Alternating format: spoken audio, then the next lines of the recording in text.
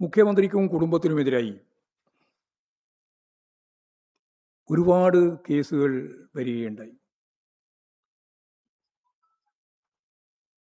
കോൺഗ്രസിൻ്റെ MLA തന്നെ മാത്യു കുഴൽനാടൻ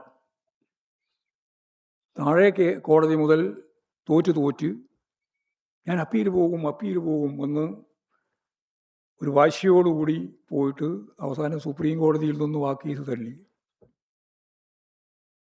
പിന്നെ അപ്പീൽ എന്ന് പറയാനുണ്ടായില്ല, അവസാനിച്ചു അവിടെ. അപ്പോൾ യഥാർത്ഥത്തിൽ ഇപ്പോഴേറ്റവും അവസാനമായി സ്പ്രിംഗ്ലർ കേസുമായിട്ട് ബന്ധപ്പെട്ട പ്രശ്നം വന്നു.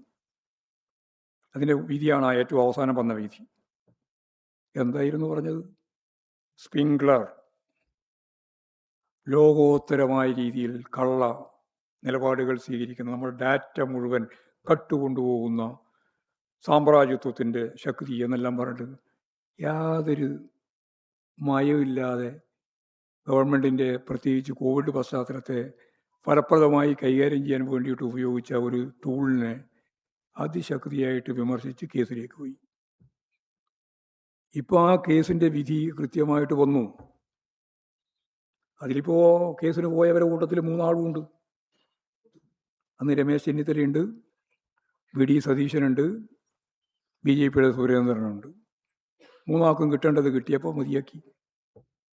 യഥാർത്ഥത്തിൽ ഈ കാര്യത്തിൽ കോവിഡ് പശ്ചാത്തലത്തെ അഭിമുഖീകരിക്കുന്നതിന് വേണ്ടി കേരളം നടത്തിയ ഏറ്റവും ശ്രമകരമായ ഒരു ജോലിയിൽ ഇടങ്കൂലിട്ട് അതിനെ തകർക്കാൻ ശ്രമിച്ച കോടതിയുടെ ഇപ്പോഴും വന്ന വിധി വെച്ചുകൊണ്ട് മാപ്പ് പറയണം. VD സതീശനും പറയണം, രമേശ് ചെന്നിത്തലയും പറയണം, അതുപോലെ BJP നേതാവ് സുരേന്ദ്രനും പറയണം.